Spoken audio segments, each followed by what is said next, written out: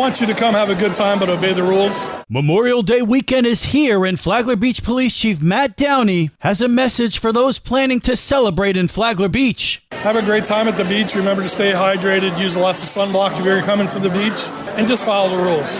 Drinking and driving in Flagler Beach, not a good idea. So if your plan is to come drink and drive Memorial Day weekend in Flagler Beach, you need to go to Plan B. Because Plan A is I got extra cops working, and you may want out at the Green Roof Inn. Chief Downey says if you plan to drink in Flagler Beach this weekend, be prepared and act responsibly. Have a designated driver, an Uber, a Lyft, a taxi, or don't drink and drive at all. So do the pre-planning before you get here, because you may not like the plan when you do get here. It's a $20 car ride to go home, as opposed to $1,000 for a criminal citation and a night in jail. Good morning, Flagler County. I'm Rich Carroll. You're listening to Flagler's Morning News on Friday, May 23rd. The Flagler County Sheriff's Office is alerting the public to a scam featuring fake arrest warrants. Flagler County Sheriff Rick Staley. Our residents should be aware of a recent scam being reported by members of our community. If you receive a text or an email stating that you have an arrest warrant, it's probably a scam. That is not how law enforcement operates. And in fact, the document that you would receive, while to the unknown eye, it looks very legitimate because they are illegally using the state of Florida seal, illegally using a judge's signature and a clerk of the court signature. It looks very official, but it's not. Protect yourself. Do not answer any email or text. Do not click on any links. And if they call you, just hang up. That is not the way law enforcement operates. If you are wanted, we just come to your house and knock on your door. On top of that, if you haven't done anything wrong, you should know it is a fraudulent claim. But in any event, being aware will keep you safe. Use common sense in crime prevention. And if you truly do think you have a warrant, call the sheriff's office. We'll be glad to verify if you have a warrant or not. And if you do, we'll make arrangements for you to turn yourself in before we come to your house and arrest you. But in this case, it's fraudulent. This local news is a service of Flagler County's Toyota dealer, Beaver Toyota, US 1 St. Augustine, here to wow you. I move that the City Council find that the following facts presented and reviewed here are competent, substantial evidence to reverse the Planning and Land Development Regulation Board's actions, that the application is consistent with the comprehensive plan, the Unified Land Development Code, and subject to the staff's recommendations. Palm Coast City Councilman Charles Gambaro moves to overturn the Planning Board's rejection of a storage facility at this week's meeting. The Palm Coast City Council has approved of an 850-unit storage facility on Pine Lakes Parkway, north of Palm Coast Parkway. At first, Councilmember Ty Miller had concerns about traffic. One of my main concerns was the right turn lanes there. Yeah, me too. Satellite imagery shows no right turn lane. I drove it. There is a right turn lane that has since been added, I think, during the multifamily housing development. And when we reworked that whole road, I think it was kind of worked in there.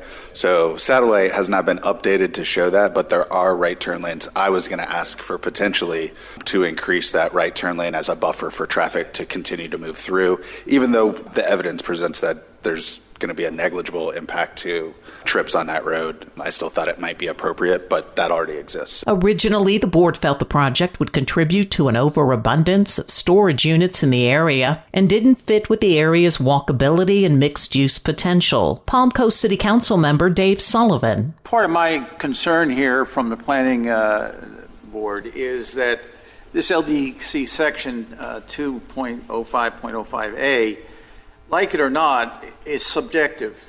It's you're saying, we don't want it, basically, because in our opinion, it's against the public interest. But that is an opinion not, to me, demonstrated with fact. The facility, called Hill Point Way Self-Storage, is 99,500 square feet in size and located near the north intersection of Pine Lakes Parkway and Belle Terre Parkway. For Flagler's Local Morning News, I'm Karen Johnson.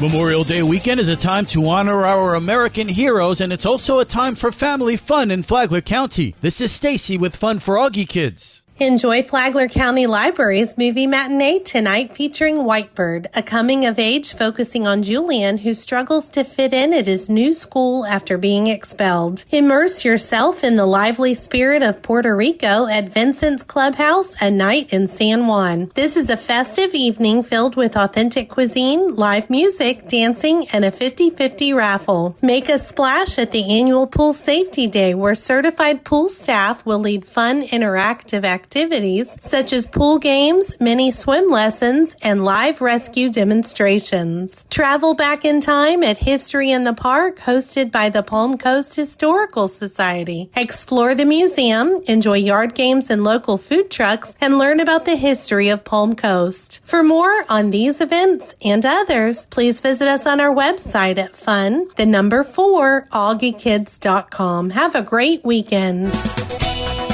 And now you're up to date on Flagler's Morning News. I'm Rich Carroll.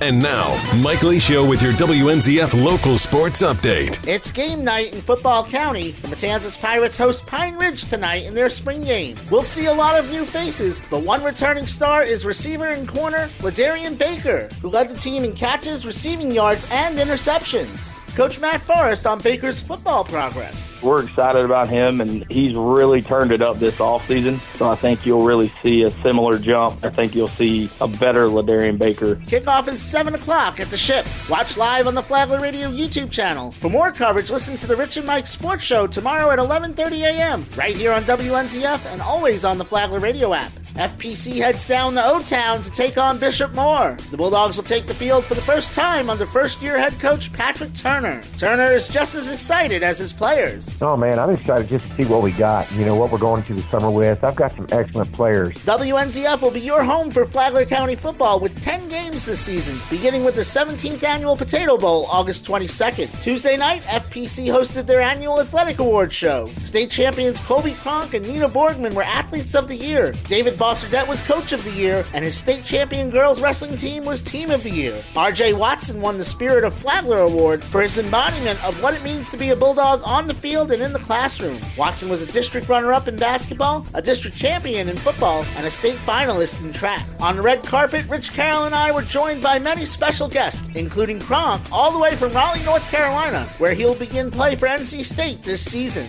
One heck of a ride, that's for sure. I've enjoyed every minute of it. I couldn't ask for a better 4 years.